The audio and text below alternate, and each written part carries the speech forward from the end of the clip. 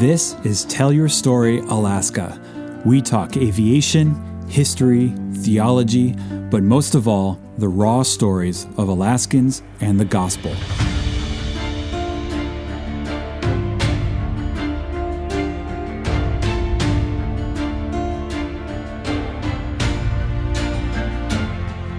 Hey everyone, welcome to another episode of Tell Your Story Alaska. I know it has been a while since I recorded, and it's simply because I've been out in the bush for most of the time throughout the summer doing quite a bit of flying across Alaska, and I am just reminded again how massive this state is, having flown across a large portion of it. It is huge, and quite a few stories came out of this past summer. It was a very wet summer, lots of precipitation, there was flooding, we had muddy runways, and this created quite a few flying stories that I'm excited to tell you about.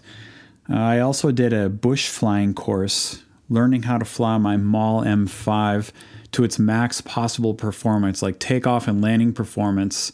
And I saw a huge improvement with my takeoff and landing performance. I'm excited to tell you about that.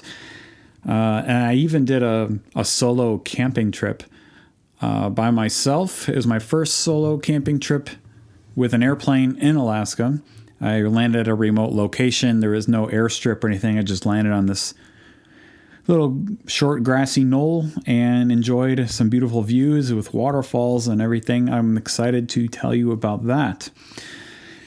And we're going to be doing a few episodes probably in the coming weeks, depending on when I have time, to talk about some of the stories that came out of this summer.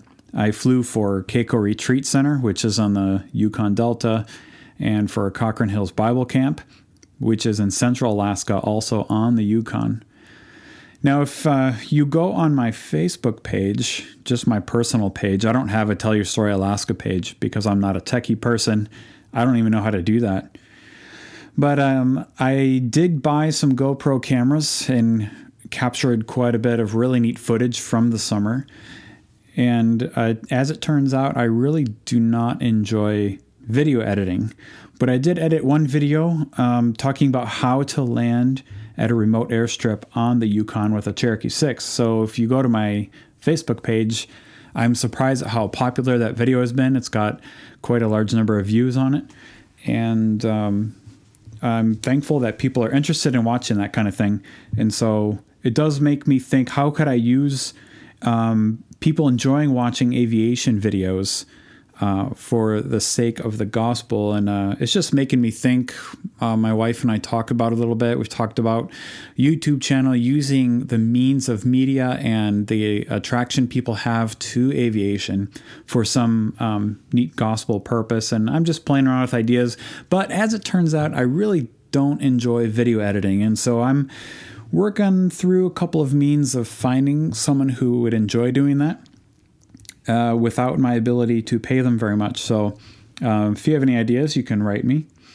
But you'll also notice the last two episodes of Tell Your Story Alaska were recorded during flights. I think the last one I told Joey Catch's story. Joey's a good friend, the director of Cochrane Hills Bible Camp, and he was so busy. The only chance I had to record his story was when I flew him out of the bush. We had about an hour flight. And so make sure you check out that episode. The other one was also interviewing Daryl Parks, who was in charge of repairing the camp after it was damaged from the flood. Both of those were recorded during flights. And so what I noticed in editing those was that the audio wasn't great. So I'm doing the best I can to find ways to improve the audio, because I really enjoy recording episodes in the plane while we're flying. You're flying with someone and you have this time with them and you can have these great conversations. It's really a neat platform. I'm working on finding ways to improve the audio quality because I really enjoy that. And it's just that time, it makes it such an interesting episode. Okay, for the coming fall, because now the busy summer is kind of over, I'm looking forward into the fall season. I have quite a few big airplane projects that I'll be doing. I kind of taken off my pilot hat and putting on my mechanic hat here soon, and so that'll keep me pretty busy. But I've also thrown out my back. If any of you struggle with low back pain, perhaps you can sympathize or empathize, I forget which one it is, with the low back pain, because it's really debilitating. I'm just kind of on my back all the time, and it's kind of forced me to work on things while laying flat on my back. And I'm really hoping for some healing here, because as winter begins to approach, I really have to get firewood. I heat my home with wood, and of course getting firewood requires a healthy back. So I'm just really hoping it'll get better soon. So as I'm here with my low back pain, I'm going to record an episode today with you about my 5 worst flying decisions ever. I've been holding off from recording this one for a while because of my own pride, but I'm finally breaking down, and I'm going to tell you my worst flying decisions. These are things I'm kind of self-conscious about. I feel stupid for having made some of these decisions. One of them in particular was very costly, and I hope that it can improve your safety by learning from my mistakes. And I was a bit inspired to do this just because I've been watching the YouTube channel from AOPA. I forget the name right now, but AOPA is a great resource for airplane accident evaluations, and they have a YouTube channel. Some excellent material there evaluating airplane accidents and why they happen, what sequence of events and decisions by the pilot led up to these. And watching these regularly has made me a more conscientious pilot and safer, I think. And so all of these that I'm going to share today happened a while back. I haven't had any terrible decisions in the last couple of years, thankfully. But I'm going to share with you when I was still a relatively inexperienced pilot, my worst decisions. So here we go.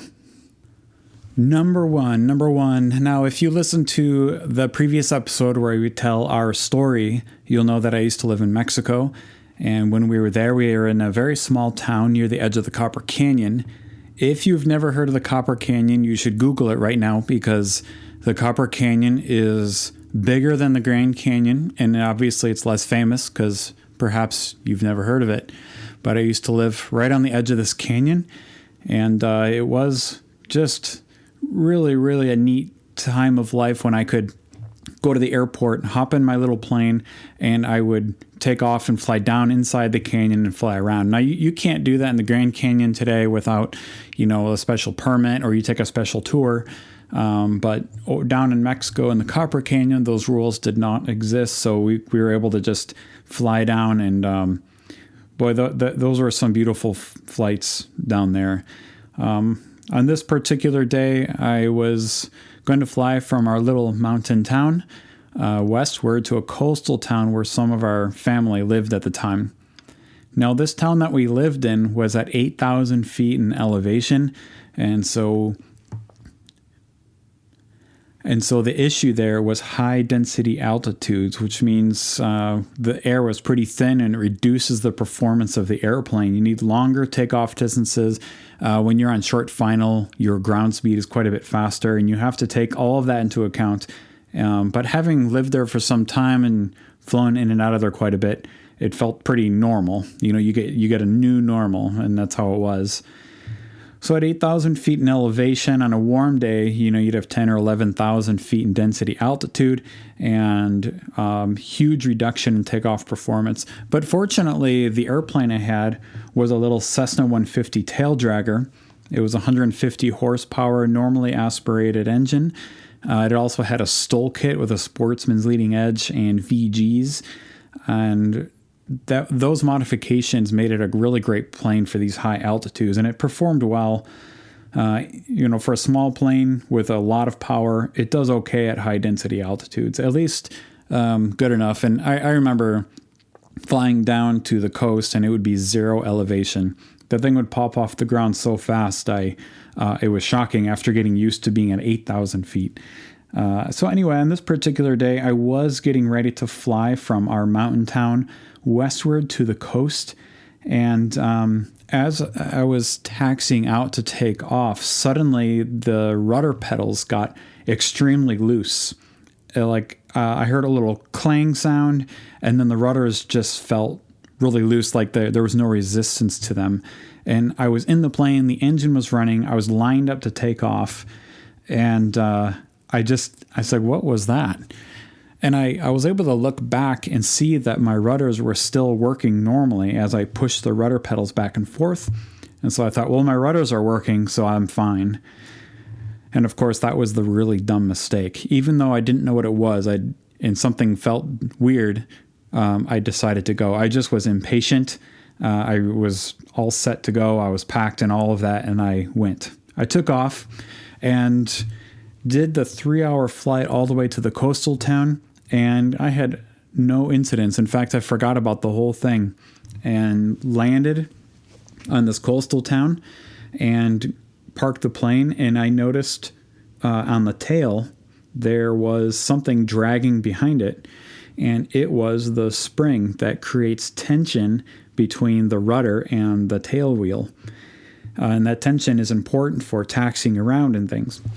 Now, I felt really stupid at the time. I should have gotten out and checked that. But what happened was the spring that was there had broken, and it was installed slightly incorrectly. There was a lot of tension on that spring. When it's in neutral position, there shouldn't be tension on it, and there was quite a bit. And over time, that created a weak spot in the spring, and the spring broke that day right as I was ready to take off. Now, I should have gotten out, and I should have checked that because something weird happened. I heard a little tang sound, and then something felt weird on the rudders, and I just said, oh, I'm sure it's fine. My rudders still work, and I went. So, really stupid mistake. However, this mistake had effectively no consequences. I was able to repair it very easily. It didn't break anything else. Even though that chain was just like flopping back there for through a 3-hour flight, it didn't hit anything. So I lucked out on that one. But if something like that comes up and you don't know what it is, but everything still seems to be working, just shut down. Don't do what Billy did. Okay, number two. Now, number 2 is the one I'm most hesitant to tell because it was, I think, my dumbest mistake. Even though the consequences were basically nil, it really shook me up more than any of the other stories. And it's also I think the dumbest mistake I had made. And so this is the one I tell with much trepidation. So here it is. I had just arrived in Alaska. I hadn't been here very long. I had the same little Cessna 150 as I had in Mexico. And on this particular flight, I was flying out to a remote location and landing on a sandbar. And it was a part of a ministry effort I was a part of at the time, and I was flying supplies out there and making a lot of different flights for various reasons to this place, and I had to land on a sandbar. Sandbar landings was not something I had ever done before, and so I was still pretty inexperienced with it. This sandbar was a pretty good size, so it was nice and long, and as long as I kept my 150 under a certain weight, I knew that I was always okay. Well, on this particular day, we had hired an electrician to help us fix our solar system at this facility. And my coworker and I landed at the sandbar. I was PIC, and we met the electrician there who was flown in by another pilot who was his boss. The boss was a man, I don't remember who he is now. I don't remember his name, so I can speak freely about him. He was an extremely unpleasant guy. And he was very short. He was very rude with us. But he dropped off the electrician who was under him. He pointed his finger at me and said, "You fly my electrician back when you're done with him. I'm not coming back for him." And he was just that kind of a guy. Well, I only had moments right there to respond. Remember, I only have a little Cessna 150. It's very easy to go over gross in this airplane because it's so small. And when you have 2 big guys in it, you really have to be careful. So I looked at this electrician. He was a pretty tall man, but not heavy set. And I was concerned about, the weight in this little plane. So I asked him, well, how much do you weigh? And so he told me he weighed about 230 pounds. And I knew that really pushed my weight limit to the absolute max. I didn't have a lot of fuel in the plane. It wasn't a super long flight out to this location. And so I knew as long as I used the entire sandbar, which was pretty long, I was confident that'd be okay. So I said, okay, we'll be fine. So the electrician proceeded to unload all of his equipment, and his boss quickly flew away. I didn't think much of his equipment at the time, but I really should have, because I was not calculating his equipment in my quick calculation in my mind for weight. So the electrician worked for a few hours on fixing the electrical system at this facility, and finally it was time to fly him back. And that's when I realized that I had his equipment to haul as well as him. So I foolishly agreed to fly the equipment as well. And I thought, well, if I really use the entire sandbar, I hold full power with brakes and I do no flaps. And then on the roll, I'll bring the flaps in. I usually start with one notch of flaps. But on this one, I decided, well, I can go 0 flaps and bring in the flaps in on the roll. That'll improve performance. And also holding the brakes when I throw in the power will shorten the takeoff distance a little bit. So this was my terrible decision. I was fully loaded with an electrician and his equipment. And I should have said, your equipment's not going, we'll come back for it. But I taxied to the very far end of the sandbar, and I used the longest stretch of it as possible so as to get the most runway possible. And I started with no flaps. I held the brakes, full power. Finally, I released, and we were on the roll, bouncing along over just this slightly bumpy sandbar. So suddenly, the window the pilot side window flopped open. If you're familiar with Cessna windows, they just have this little kind of cheesy latch that holds the window shut. And if it rotates at all, the window will flop open. And this was like an issue on this plane. The window would flop open on takeoff. I was kind of used to it, and I usually could just quickly close it, and it wasn't a big deal. But in this case, it flopped open, and I was able to shut it. And then it opened again, and I shut it again, and it opened again. And then it was time to ignore the window. I needed to focus on taking off. But because of the window, I had forgotten to bring in the flaps. And it's one of those slow Cessna electric flaps. It's not like the Johnson bar where you can kick the flaps in quickly, which I have now, which I very much appreciate. It's the slow flaps. And because of the window, I did not bring any flaps in. Now, the end of the sandbar was approaching pretty quickly. The river was right there. It was the Susitna River, pretty large river. And as it was approaching, I flared to get us off the ground, and the airplane did not come off the ground. And it was way too late to abort. I was totally committed. I have to take off, or I can't stop the plane before the water. So I kept the power in, and I got the tail up to get it in a good attitude. And I just waited until the wheels were just touching the water, and I yanked the yoke back as hard as I could, and the plane just barely struggled to get off the ground. And it really jostled me because we barely got off the ground. And there is a video of this somewhere that my friend who was on the beach got, and I need to go back and find it. But it barely was able to struggle off the ground and hover over the water, and we slowly were able to gain speed and get up. Oh, I'm off the ground. I thought, I'm really glad that's over. That was stupid. I'm never going to do that again. So I thought, okay, I asked the electrician. I don't even know if he realized what had just happened. Maybe he did or didn't. But I asked him, so where does your boss want me to take you? Where does he want me to drop you off? And he just said, I don't know. It's just some airstrip on the north side of a lake nearby. And he named the lake. And I knew where the lake was, and it wasn't too far away. So on this particular lake, there are several airstrips, and the electrician was not certain which airstrip it was. He just knew it was some airstrip on this lake. So we're heading over there, and while we're going over, it started to rain. Now, this is the challenge in Alaska. It's quite different than Mexico. In Mexico, the issue is high-density altitudes and mountainous airstrips. In Alaska, high-density altitude is not really an issue. Almost everywhere we go is low altitudes, so we don't really have that issue. But what we do have is quickly changing weather in Alaska. So it started to rain on this short flight over. And so flying through rain is not a big deal. It's just a little uncomfortable.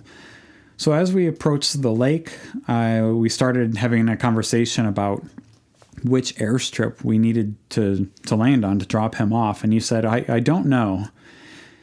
So we spotted a short airstrip near the area where he thought it might be. And I said, is that it? And he said, well, I guess so. That must be.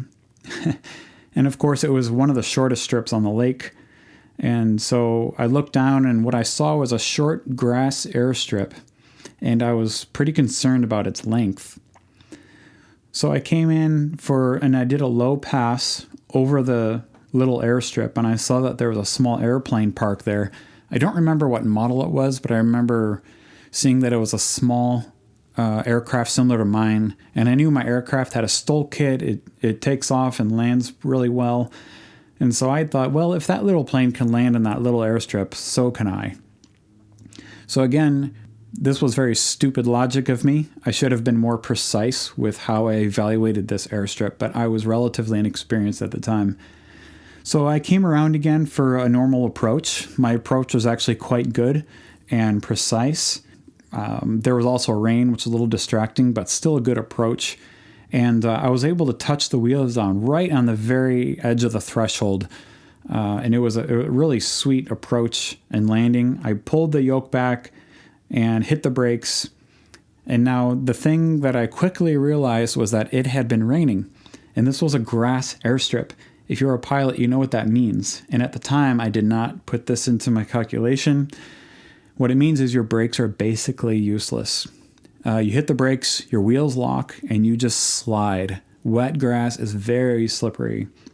So my wheels had locked, and we are sliding on the wet grass.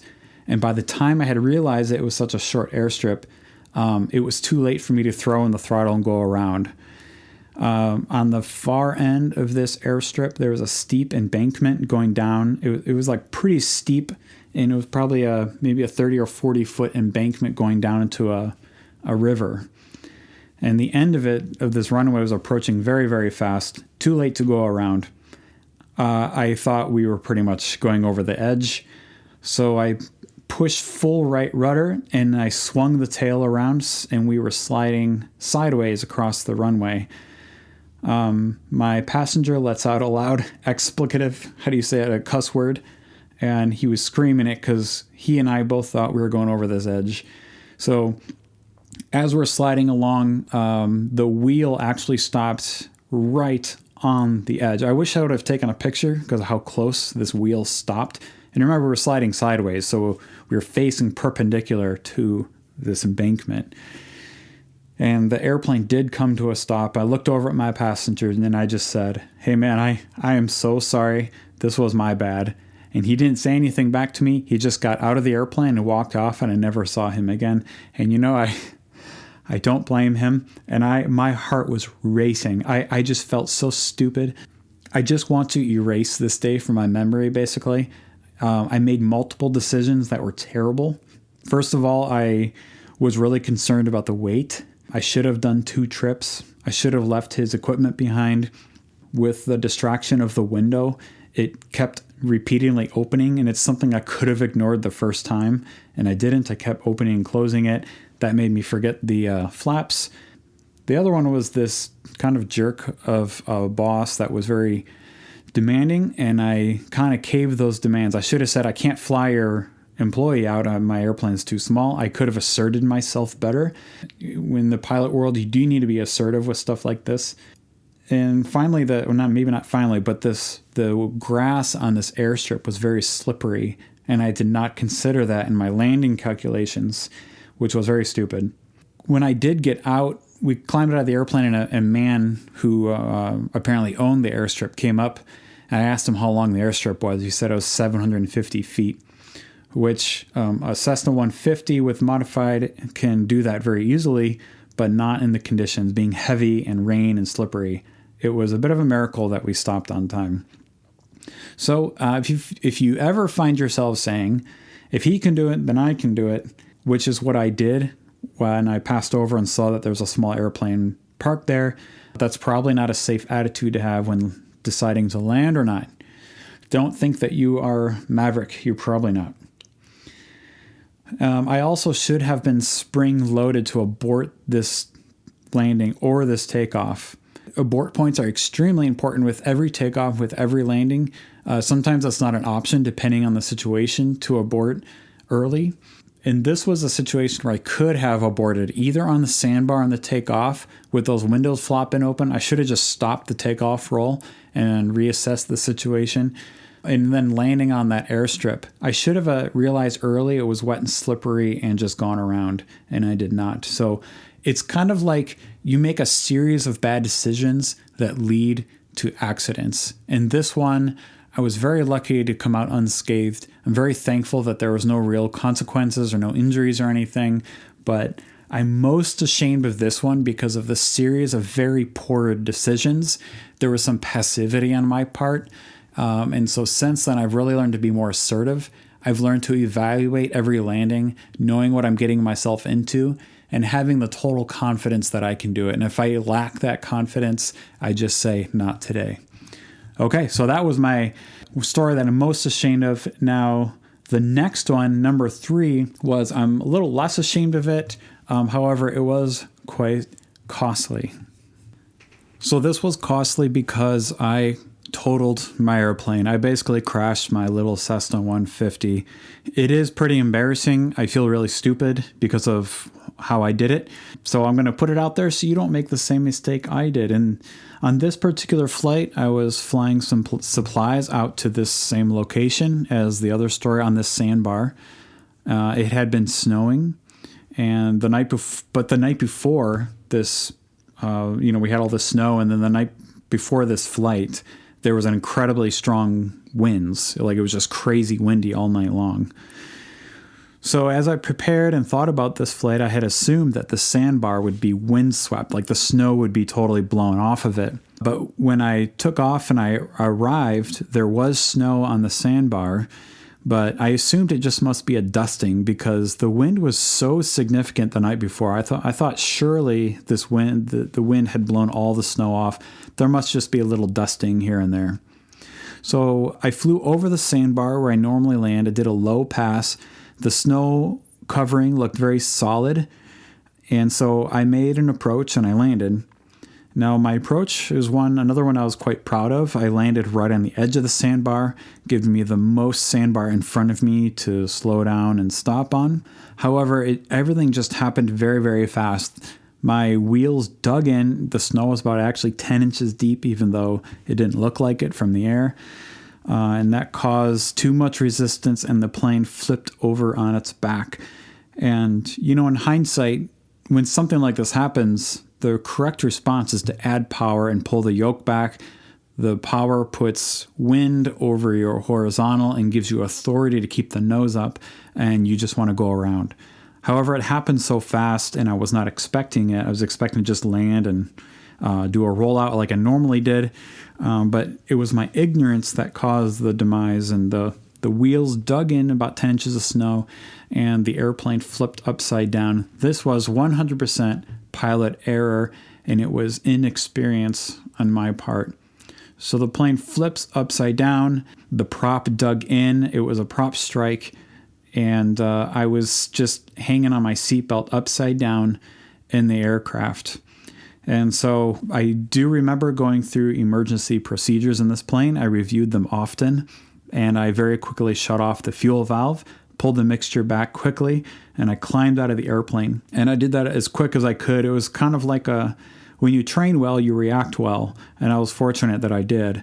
I climbed out of the airplane, and I walked away from it, and I just sat and looked at it for about 10 minutes just to make sure nothing was going to start on fire. And so it was a bit of a what just happened 10 minutes and just standing there. I don't know if I don't think I was in shock or anything. I wasn't hurt, but it was just I can't believe that just happened. And I just sat and looked at the airplane for about 10 minutes, making sure it would not start on fire or anything like that. And then I climbed back in the airplane and grabbed my survival pack that I always keep in there. I do have a Garmin InReach, And so I was able to send a message out, and my friends and coworkers were able to arrange a helicopter, which arrived a few hours later, and they were able to fly me and the airplane out. They hook up the airplane to a cable, and the airplane gets dragged, hung under the helicopter, and they fly it out.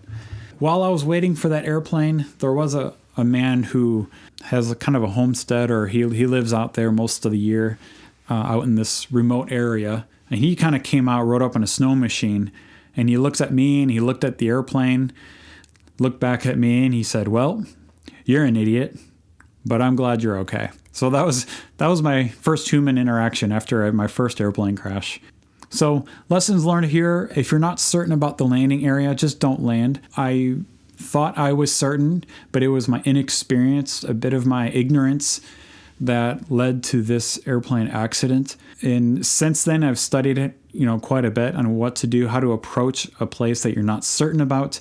You should always do at least 3 passes. The first one is you're taking a look, and you can also, depending on your ground speed and your time, how long it takes you to fly by the landing area. If you're going 70 miles an hour and you count 1, 2, etc., you count how many seconds, about 100 feet per second, and that gets you really close to how long your landing area is. And the second pass, if you're not certain about the surface, you can touch a wheel down without landing. And this does require some skill, but you can get a wheel to touch down without committing to a landing. You just let it touch and you keep going. And the third pass, you can see what that wheel did. Did it dig a hole in the snow? Did it make it? Does it demonstrate a hard surface? You could even do a fourth one where you land, but you don't slow down. You keep the power in and you just take off again. So you put some weight on the wheels. So anyway, there's various tricks for evaluating the landing area if you're not familiar with it that I should have employed and should have been aware of. So if you have not studied some of those things and on some of those techniques, and you're not certain about where you're landing, just don't land. I'm telling you, it is not worth it. So that was my most costly mistake. I totaled that airplane, and I made an insurance claim, and which makes insurance more expensive and all that. So my silly little mistake, it was costly. Okay, number 4, this next bad decision that I made while flying had to do with the Cherokee 6. Now, the Cherokee 6 is a 6-passenger airplane, and it's one I have flown quite a bit now, and I can fly it quite competently now. But early on, when I first started flying the Cherokee 6, there was, I could fly it well, but there was some experimentation. And one of the things that we would do when we didn't have passengers, it'd be me and another pilot. We wanted to know how low can we get the fuel levels before it ran out of fuel, because in Alaska is a big state and we have to fly very long distances, and we wanted to know at what point was what did the fuel gauge look like, because you have these analog fuel gauges. What does that gauge look like when it's actually at 0? And I know the rule is it needs to be accurate. When it's at 0, it's 0. Legally speaking, the accuracy of the fuel gauge, that's the only point at which it needs to be accurate. And I would say it is accurate on those gauges, 0 is 0, but still there's some uncertainty with, okay, I see that it's a little bit above the 0. Does that mean I have 5 gallons or 1 gallon? I'm just not sure. And what we wanted to know was how low can we get these things in a situation where we're starving for fuel? We just wanted to know our airplane better. So we were doing some experimentation. We had no passengers. It was just me and one other experienced pilot. And we were letting those fuel gauges come all the way down to 0. When the engine started sputtering, we knew that it was empty. And it's a little bit scary when you do it, because the engine kind of coughs and shuts down, but the propeller is still spinning, and you switch tanks and it comes alive again quite quickly. And we did this at high altitudes and stuff, but the engine does come back very quickly. But by doing that, we had a good understanding of how low we can get these fuels in case we're in a fuel starvation situation, which has never happened since. But so we had a decent idea of where this would go. Now, That particular summer, this was a few years ago, I was flying from one of the very far villages back to a camp. And on these long flights, I'm always doing fuel conservation because I like having a lot of fuel. And if it's a long flight, I'm always trying to conserve fuel by flying lower cruise power settings and flying lean to peak and stuff like that. So on this particular flight, I really wanted to get one fuel tank down as much as I could. And the reason why this was stupid is because I was pushing, I knew I was getting really close to where the tank would run empty, and I shouldn't have because I had passengers with me. And I needed to be sensitive to the fears of the passengers. If they hear that engine sputter out and we're flying over the remote tundra, that's a very concerning feeling. And I really should not have pushed. I was trying to get as much fuel out of a tank as I could. So I did push it too far, and there was fuel starvation out of that tank, and the engine shut down. And I quickly was able to change the tanks, and the engine came right back as we knew it would. But it freaked out my passengers, and one of them even came up after and just said, "What just happened there?" And so I had to explain it to him, but he said he was terrified for his life. So lesson being, that was stupid of me to push the limits because I knew I was getting close to the fuel running out in that tank. Cherokee has 4 tanks and you switch back and forth. And I should not have done that. I should have been more considerate of my passengers and not risk that, and I did. And I've never done it since. So that was a lesson learned, is be very conscious of your passengers. Make sure they feel safe with the way you fly the plane. Okay, number 5 and finally is my last worst decision that I'm going to share with you today. And this was a circumstance that kills more pilots than any other circumstances, which is flying VMC into IMC. Visual meteorological conditions to instrument meteorological conditions, or in other words, conditions where you can see a horizon into conditions where you cannot see a horizon. And this kills more pilots than any other flying situation. And this happened to me once several years ago. I was flying the Cherokee 6 across Alaska. I was flying to a remote village. This particular village is a challenge because there's a kind of it's not a very high mountain range, but it's sort of like a hill range, if you will, between the camp I was flying for and the mountains. And usually over these mountains, there is a layer of clouds. And so in most flights, we're able to fly above the mountains, but under the clouds. And that was the case on this flight. The conditions were VFR and acceptable for flying there. And at the time, this was several years ago, I was instrument rated, but I was not current, and I was well out of practice for instrument conditions. And so I knew the conditions were acceptable for VFR, and so I decided to go on this flight.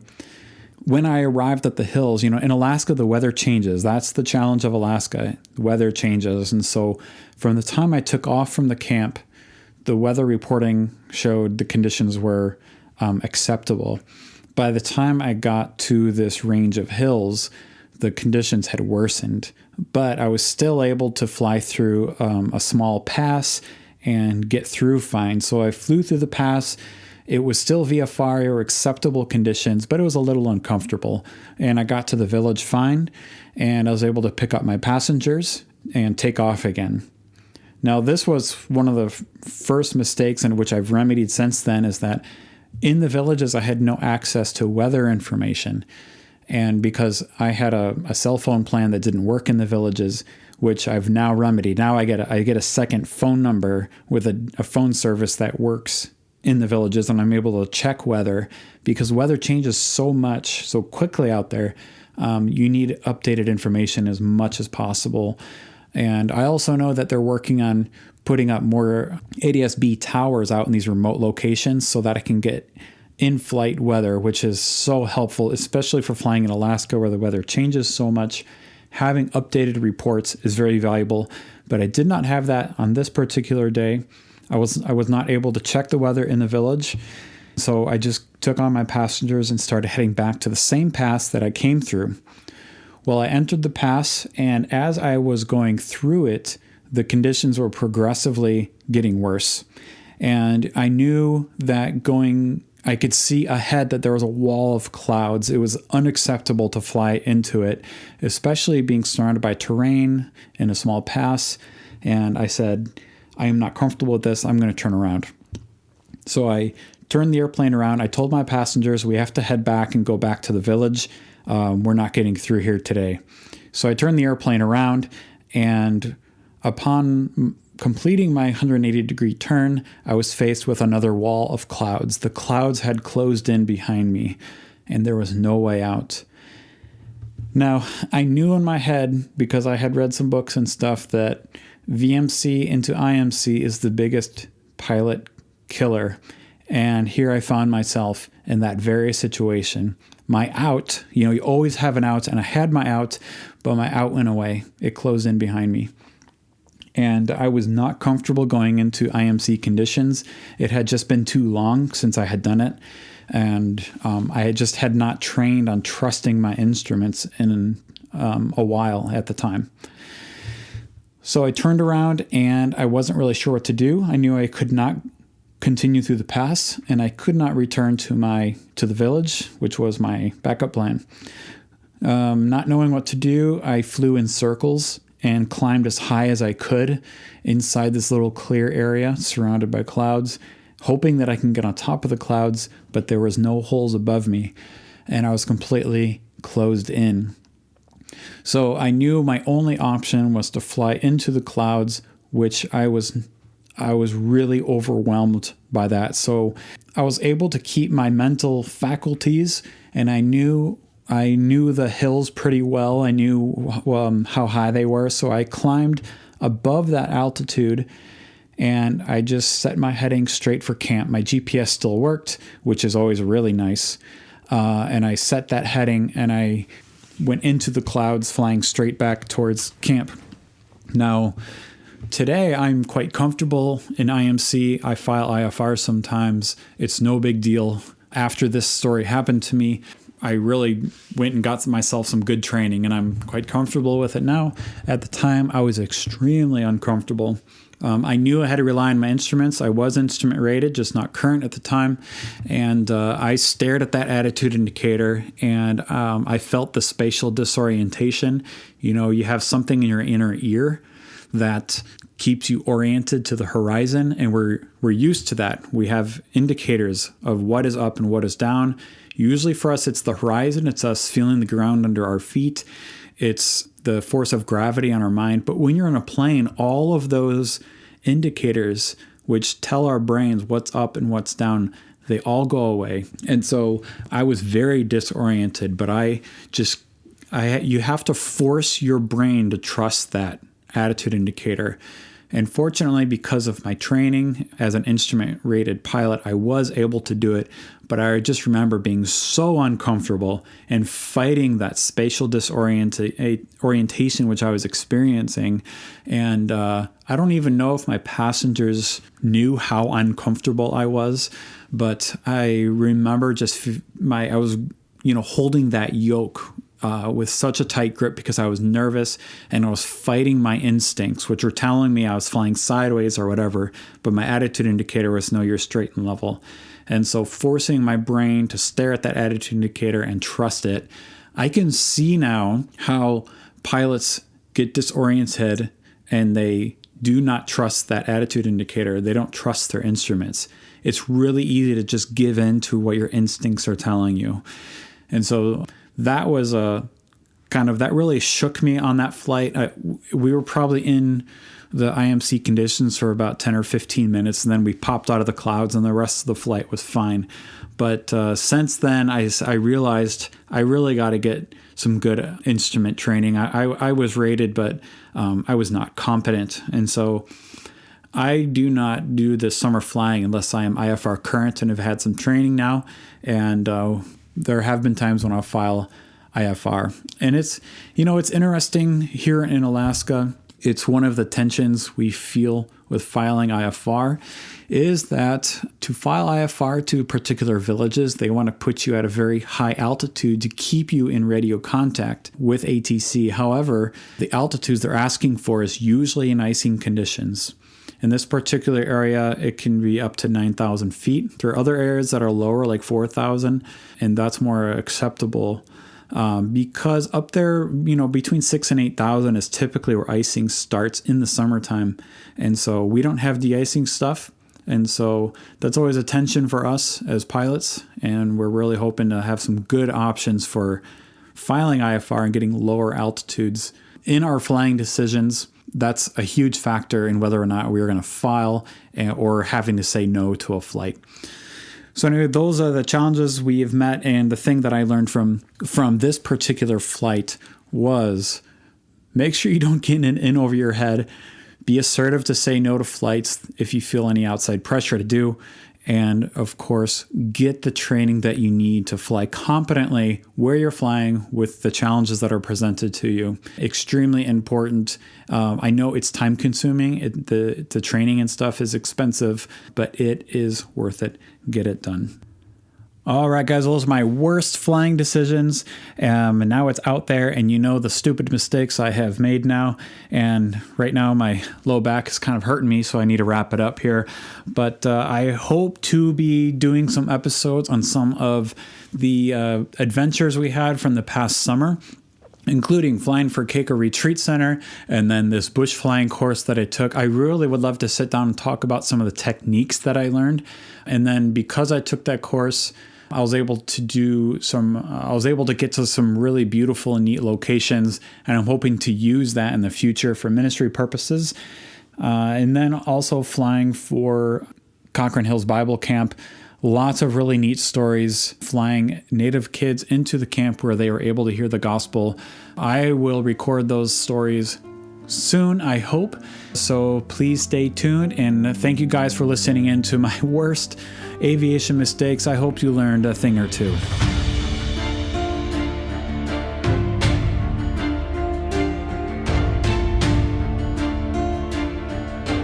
If you have a story that you would like told, please contact me at tysalaska@gmail.com, tysalaska@gmail.com.